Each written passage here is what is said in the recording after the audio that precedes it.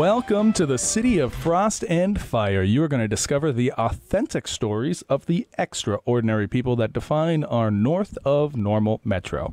I'm Conrad Fargo, and this is the Fargo Five. Today we've got Donnie Dahl, the owner and operator of Dahl Entertainment. Hello, Donnie. How you doing? So you were telling me before the show that this all kind of starts back in Grand Forks, even though you're a Fargo native. Yeah, I'm a Fargo, born in Fargo, but a lot of my school years, like first school years, was in Grand Forks. So. Okay, so you went up to UND. No, actually, well, my high school years was in Grand Forks. Oh, okay. Moved up there as a high schooler. Yeah, yeah. And then started doing the DJing then? Yeah, I was about a sophomore in high school. I started in radio, K-Light 104 in Grand Forks. Oh, wow. And so what did you do in radio then? I started off just as like an intern because it was a thing through the school that she did work at this radio station to learn things about radio. Yeah. And what year was that? 96. Okay. Okay. So I'm trying to get a picture in my head. So you're a high school boy. Yeah. 1996. The internet isn't quite a thing yet. Nope. So radio is like it. Yahoo Messenger was a thing. Okay. And so what's it like? Was it a really big radio station? It was a good size. K-Light, KCNN, Scott Hennon was the GM of the station, if you know who Scott Hennon is. No, I know nothing about Grand Forks. I don't leave the house. Scott Hennon, he's a radio host out of the Fargo-Moorhead area, too. Oh, okay. Do not leave the house. Yeah, do not leave the house. But started there actually as an intern. I was actually messing around the production room one day on the microphone, and I guess you can listen to the production room from the on-air studio. And the program director heard me messing around on the microphone and said, "We need to get you on the air." Oh, wow. So it started off with voice tracking, weekend overnights, and then moving on to actually my senior year at high school, I had a primetime 7 to midnight radio show. Whoa. Yeah. And so when they put you in a position like that, is that a paid gig for you then? Yeah, it's paid. It was completely paid. You know, this is all volunteer. I'm just here for the love of the game over here. That's good. Yeah. And so, and how many hours a week was that? I mean, that was 40 hours. Yeah, wow. We were doing, because I was doing remotes too. I was doing remotes at bars, but I couldn't go into bars. Oh, so my remotes, I would be literally sitting in the entryway. Oh, I'm wow. like, come out to blah, blah, blah. You know what I mean? And the seed was planted. Yeah, you were the seed was like, planted. I love being at bars overnight. Because I was having a hard, trying to, they're all connected, but they are different. You've got the band. You've got the entertainment, where you MC events like weddings and things like that. Exactly. But then you also do like trivia nights. And what else? Trivia nights, like the band, the Donnie Dahl band, the Trivia Dahl Entertainment. We do weddings, trivia. We do karaoke, everything for bar entertainment. Folk weddings, we do weddings to make your dance floor memories, to have your wedding to be perfect. And how did we get to? So you've got all these things going on now. You were a DJ in high school. Yeah. When was the jump off point, or how did you become out and on your own? Well, I was in radio in Grand Forks, and I worked there throughout the flood of Grand Forks in '97 when the whole town went underwater. And then I moved to the Fargo-Moorhead area and started working for, Music in Motion as a mobile DJ. And I realized I can make way more money in the mobile DJ world than I can in radio. Okay. 'Cause back in radio, I was making like $7.50 minimum wage. Yeah. You know what I mean? Yeah. Like, this guy's 16, we can pay him a minimum wage. I'm like, okay, let's go. So yeah, I mean, I was making minimum wage, and I moved to Fargo, and that's where my first life started there, and yeah. So I started working in the mobile DJ industry in Fargo. And this was for somebody else? For somebody else. And then I worked for a few others. A notable power play DJ, good friend of mine, Brooke Leiter is the owner of it. Good friend of mine. Yeah. Love the man. He's awesome. So he helped me get going in the DJ industry as well. The mobile DJ community. Yeah. That's got to be quite a group of characters. It is. I mean, look at me. I'm a people listening can't see me right now, but You're a very handsome man. Oh, thank you. I appreciate that. And then, so you're working for other people. At what point do you say, I don't need to work for this. I do this myself. Well, it's a journey. Yeah. I've lived a lot of places. So like I've ran different things in my life. I've lived in Colorado. I've lived in Las Vegas. Lived in Seattle, Washington. That was after you started doing the mobile DJ. Yeah. So where does that idea come from? I mean, I got to get out of Fargo. Yeah, I know. Well, number one, do you see it outside right now? I mean, Yeah. I'm not a winter guy, as you no. could say. I'm not me truly neither. a winter guy. Yeah. I'm not that guy. So I wanted to be somewhere warm. Yeah. I moved out to Denver, had family out there. I had a good time out there. Yeah. Lived in Vegas, loved Vegas. Yeah. Vegas, it's an entertainer community, and I love that. Yeah.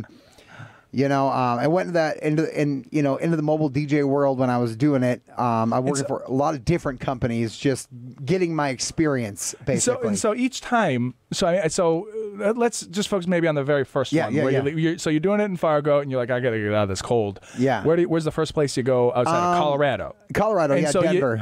Did you set up something before you went out there, or you just drive? I up? just went out there and said, "Let's go." But that's your 20-year-old kid going, "Let's try this." Well, right? but I want to know what let's go. So I mean, literally, you're in your car. And you drive. You've got no job lined up. No job lined up. You got a friend out there. I have family out there. Okay. I have family out there, So you go to Uncle family. Ron's house or whatever. Yep. Right, and you're crashing with him. And what does he think? What are they thinking you're doing? I actually right away I got a job at Radio Shack just to pay some bills. Yeah. Yeah, you're making the ends meet. Making the ends meet. Yeah, and I got a job at Radio Shack, and I started DJing out there, working for another DJ company out there. And but that's not good enough. No. Now you got to go to Vegas. I got to go to well, yeah, that's pretty late later on in the story. And then lived in Colorado. I started doing the mobile DJ thing, and I started really getting into the party scene too. Yeah, and that kind of really hindered my life a little bit. In 2005, I was I got into drugs and alcohol, and I did not. That's something for me that it was a big crutch for me. When it seems like almost a hazard of the gig, right? You're doing night times, you're doing overnight. That's when everybody likes to party. Yeah, exactly. And and bad things happen in Colorado. So Colorado specifically, you feel, is it maybe that was just your time in your life? Just or is time it Colorado in my life. itself? I mean, Colorado's fine. I love Colorado. I mean, but just time in my life. I made some poor decisions, and I went down a rabbit hole that I shouldn't went down. Yeah. And there's a lot of things that I experienced in Colorado. I'm like, whoa. I mean, there's a lot of things I can't believe I'm walking still sometimes. So. Yeah. Yeah, life is full of lots of opportunities to do good things and terrible things. Yes. I think I say often the world is full of suffering. It's hard to imagine all the opportunities to screw everything up that there are. So you took those opportunities, you ran with them all the way to Vegas. I did. And then I went back to Fargo for a while. Okay. And then I pretty much Fargo, and then I went back to Denver again, and then I actually ran a bar and nightclub out there. So not making things better. No. But that was okay. I still was drinking quite a bit. Yeah. Not using drugs, but drinking a lot. Yeah. A lot. Yeah. But you work at a bar, like everything's free. You're like, okay, Might as well. Yeah, exactly. So when I delivered pizza, it was kind of the same problem. I used to be 300 pounds. It was kind of hey, it's free, right? Yeah, it's free. I can eat it. Might as well. I can eat it. I'm glad I never worked at a bar. Yeah. Literally, I mean, I ran a bar out there, and then one day we came to work, and everything was closed. Oh no. There was a sign on the door that says we sold. Everybody lost their job. Thank you. Back out in Colorado. So at that time, I had had some unemployment insurance saved up and stuff. So I called my sister. She was living out in Seattle, Washington. And I'm like, hey, I need to get out of this. Go to the coffee city. And she said, you can come stay with us for a while. And I've worked for a lot of different DJ opportunities. I've worked for adult entertainment. I've worked for stuff like that as well. So yeah. And so you've been to all these different places. How is Seattle different from Colorado? Different from Vegas?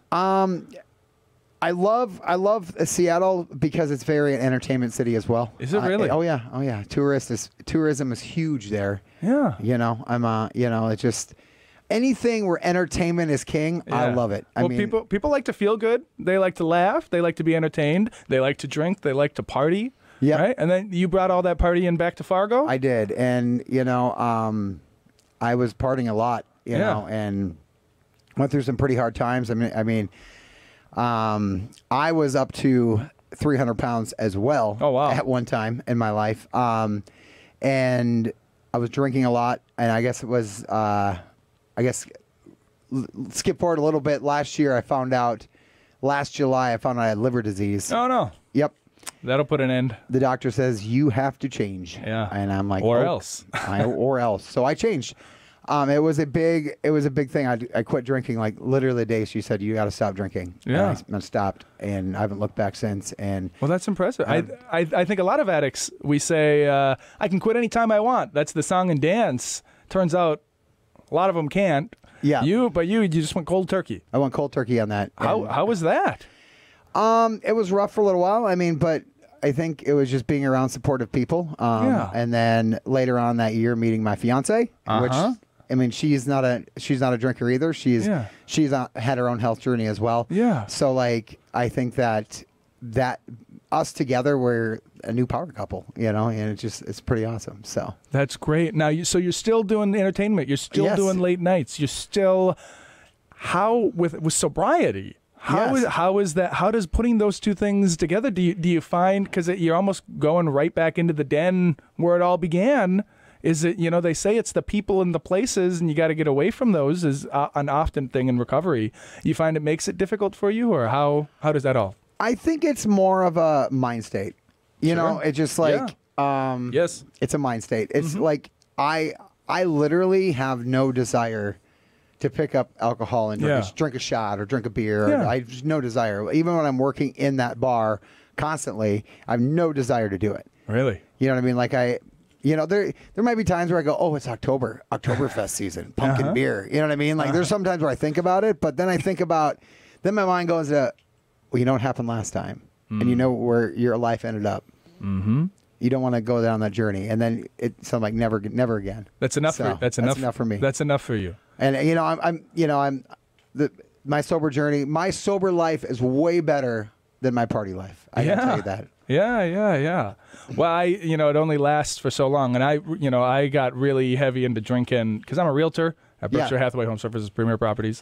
Every time I got to say that. But I used to joke we practically drink for a living, right? Because taking out people for beers and drinks and all that. And then my wife got pregnant. I quit drinking, and what is even the point of this? Like you have a couple drinks, you feel good for about 20 minutes, and then you just feel tired and woozy. Well, yeah, and then who needs that?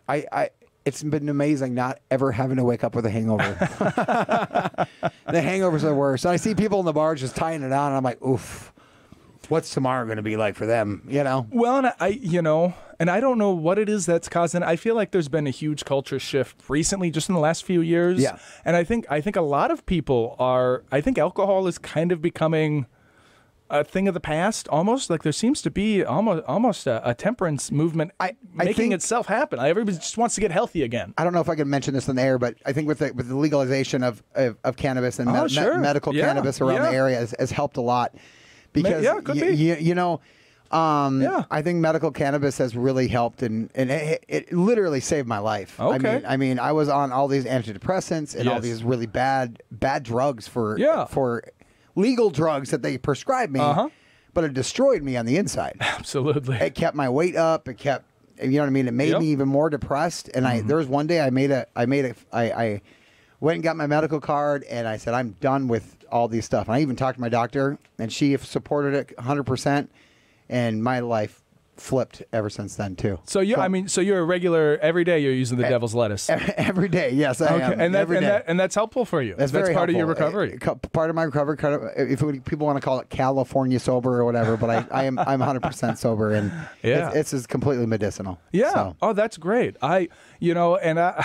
Whatever works. If drinking works for you every day too, go for it. I think you're going to hurt your health in the long run, and who knows the consequences of marijuana every day in the long run. But probably better for you than alcohol. That's there's been same amount of deaths as amount of unicorn deaths in the. Well, the science is complicated. It's been complicated to get the right science on marijuana because it's been such a taboo subject. It is. Keeping it on what many would consider the wrong schedule has made it impossible to study, and so we have no idea the benefits or the harms of it. Exactly. Honestly, I would be my appraisal of it. But all right, so now you're clean, you're sober, you've got your fiance. And every week you guys are doing events. You got all kinds of stuff going on. You are trading your alcoholism for workaholism, perhaps. Exactly. Which I'm in favor of. A lot. I'm in favor of that. So we are going to talk about your event. You've got Grinch something coming up. Don't spoil too much about it. That's going to be the next event. So, or the next step. Hold on. I can talk. I got words. The next segment is going to be Fargo Fun. So don't go nowhere.